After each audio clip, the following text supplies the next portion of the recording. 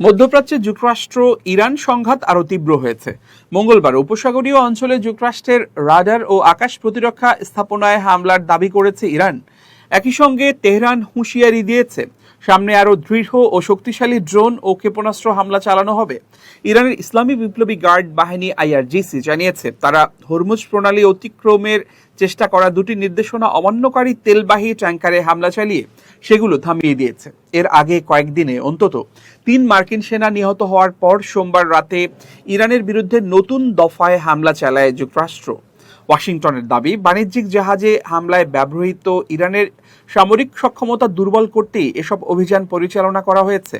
এর কয়েক ঘন্টা পর ইরানের সেনাবাহিনী জানিয়েছে, তারা কুয়েত ও বাহরাইনে অবস্থিত যুক্তরাষ্ট্রের রাডার, আকাশ প্রতিরক্ষা ব্যবস্থা ও অন্যান্য সামরিক স্থাপনা লক্ষ্য করে হামলা চালিয়েছে।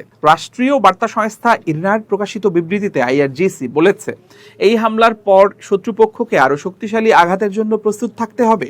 সোমবার মার্কিন প্রেসিডেন্ট ডোনাল্ড ট্রাম্প সতর্ক করে বলেন, প্রতিটি মার্কিন সেনা নিহত হওয়ার জন্য ইরানকে বহুগুণ মূল্য দিতে হবে। অন্যদিকে ইরানের প্রেসিডেন্ট মাসুদ পেজেশকিয়ান বলেছেন, সংঘাত এখন পূর্ণাঙ্গ যুদ্ধে রূপ নিয়েছে। পেন্টাগনের তথ্য অনুযায়ী 7 জুলাই থেকে এখন পর্যন্ত প্রায় 100 মার্কিন সেনা আহত হয়েছেন। এদিকে ইরানের মিত্র ইয়েমেনের হুথি বিদ্রোহীরা সৌদি আরবের সমুদ্র বন্দর অবরোধের ঘোষণা দিয়েছে, যা বৈশ্বিক জ্বালানি সরবরাহ ও বাণিজ্যের জন্য নতুন ঝুঁকি তৈরি করতে পারে। সৌদি আরব এই হুমকির তীব্র নিন্দা জানিয়ে হুথিদের বিরুদ্ধে প্রয়োজনীয় ব্যবস্থা নেয়ার ঘোষণা দিয়েছে।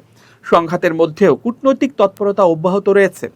ইরানের পররাষ্ট্র মন্ত্রণালয় জানিয়েছে, মধ্যস্থতাকারীদের মাধ্যমে ওয়াশিংটনের সঙ্গে যোগাযোগ চলছে। একই সময়ে পাকিস্তান সফরে গেছেন ইরানের স্বরাষ্ট্রমন্ত্রী ইস্কান্দার মোমেনি। অন্যদিকে লেবাননের প্রেসিডেন্ট জোসেফ আউন ওয়াশিংটনে প্রেসিডেন্ট ট্রাম্পের সঙ্গে বৈঠক করবেন বলে জানা গেছে।